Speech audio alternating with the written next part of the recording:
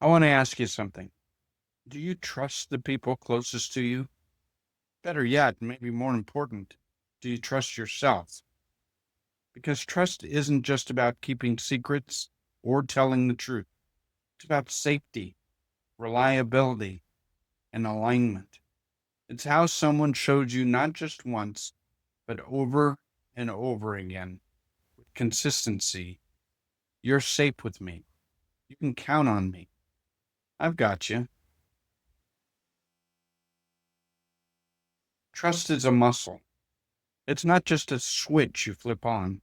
It's a love muscle you build over time, and like any other muscle, it grows with consistent use, intentional reps, and recovery after stress. Whether we're talking about a romantic partner, one of our children, a coworker, or even ourselves, trust is the quiet glue that holds relationships together, and it says, I feel safe with you. You've shown me I can count on you, or I believe you mean what you say. But here's the thing. You can't build real trust in a moment of crisis if it hasn't been cultivated beforehand. Trust isn't just a feeling, it's a pattern. We often confuse trust with liking someone or wanting to believe in their goodness. But trust isn't just an emotion, it's a pattern of behavior. Saying what you mean and meaning what you say.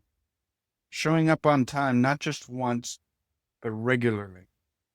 And admitting when you mess up instead of hiding or blaming.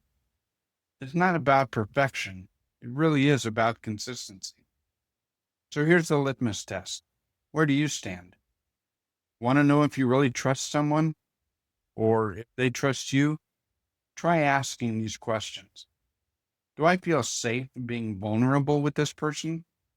Can I rely on their word even when no one's watching?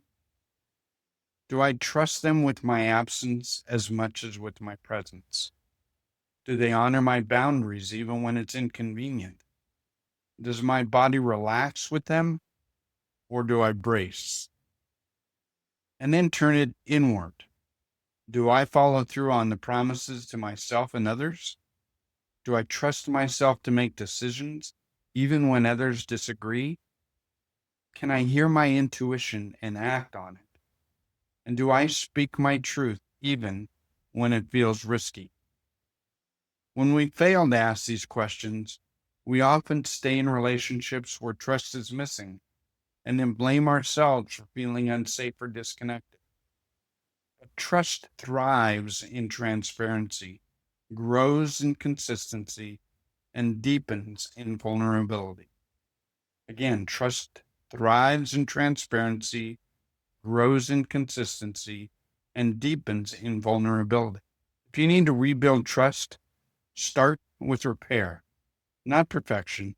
And even if it's small, begin with the repair.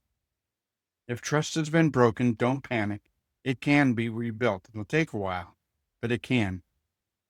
Rebuilding doesn't mean forcing forgiveness or rushing a timeline. It means acknowledging the damage without deflection, consistently choosing aligned actions that rebuild safety. Staying patient as the other person heals at their pace. Remember, trust isn't restored through words, it's rebuilt through consistent action and alignment over time. Trust is a gift you offer, not a guarantee you can demand. It thrives in transparency, grows in consistency, and deepens in vulnerability. And like any muscle, if you want to strengthen it, you've got to use it. This is Mike Sansone with Reaching Hearts, and I'm on a mission to inspire a world where love isn't just a feeling, it's a daily practice. Thank you for subscribing, and if you like this video, please click the like below. And if you want to explore more topics like this, be sure to check out other videos on my channel. Let's strengthen our love, and let's keep building better love muscles. We'll see you in the next video.